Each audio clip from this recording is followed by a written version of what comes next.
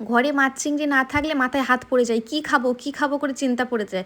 মাছ চিংড়ি থাকলে মনে যেন ঘরে সব আছে, আর না থাকলে মনে যেন কিচ্ছু নেই, কী খাবো বলে একটা চিন্তা পড়ে যায়। তো আজকের মাছ চিংড়ি ছাড়া একটা দারুণ রেসিপি তোমাদের শেয়ার করব, ডালের বড়ি দিয়ে কুমড়ো আলুর তরকারি। তো সেটা দেখতে থাকো কীভাবে বানাই। তোমরা যদি আগে কখনো খেয়ে অবশ্যই আমাকে জানিও। মাছ চিংড়ি ছাড়াও যে এইভাবে একটা ডালের বড়ি দিয়ে কুমড়োর তরকারি, সাধারণত আমি চিংড়ি দিয়ে বানাই, কিন্তু এইভাবে কখনো করিনি। তো একবার ভাবলাম না করে দেখি কেমন লাগে। তোমাদের দেখালাম আমি ডাল ভিজিয়ে রেখেছিলাম, হঠাৎ করেই মনে হলো, হঠাৎ করেই ভিজিয়ে দিলাম। তো ডাল ভিজিয়ে রেখেছিলাম, এখন ডালটাকে বাটার পালা। আমি পারলেই মিক্সিতে বেটে নিতাম, কিন্তু না, তোমাদের দেখাবো বলে আমি ভিডিওর জন্য আমি শিলনোড়াতে বাটছি। আর আমি শিলনোড়াতেই বেশিরভাগ টুকটাক জিনিস হলে বাটাবাটি করি। আসলে আরেকটাও কারণ আছে, কারণ আমার মিক্সিটা ধোয়া নেই, কারণ শ্রেয়াংশীকে সকালবেলা ওর মধ্যে মিল্কশেক বানিয়েছিলাম, তো সেটা রয়েছে বেসিনের মধ্যে, আর আমার ধুইতে ভালো লাগছিল না, ভালো শিলনোড়াতেই বেটে দিই। তো চলো আজকে তোমাদের বলি যে রান্নাটা কি।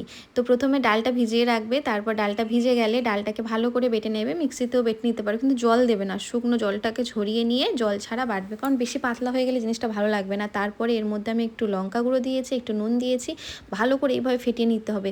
তোমরা কখন বুঝবে যে ডাল ফাটানোটা খুব ভালো হয়েছে? যখন একটা বাটিতে জল দেবে, দিয়ে সেই ডাল ফেটিয়ে সেই ডাল একটুখানি নিয়ে বড়ির মতো জলের মধ্যে দেবে। যদি দেখো যে জল থেকে ভেসে উঠছে, তাহলে ভাববে যে না, ডাল ফাটানোটা খুব সুন্দর হয়েছে। তেলে ভাজলে ডালটা ভেতরটা বেশ জালি জালি হবে, ঝোল ঢুকবে, আর না হলে শক্ত হয়ে থাকে, ঝোল ঢুকতে চায় না।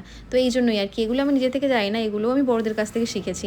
তো যাই হোক, ডালটাকে এরকম সুন্দর করে বড়া বড়া করে ভেজে নিয়েছি, নিয়ে তারপরে আমি এর মধ্যে এবারে ফোড়নে দিয়েছি গোটা জিরে, তারপরে পেঁয়াজ দিয়েছি, আর সবজির মধ্যে আলু আর কুমড়ো, ব্যাস, আর কিচ্ছু লাগবে না।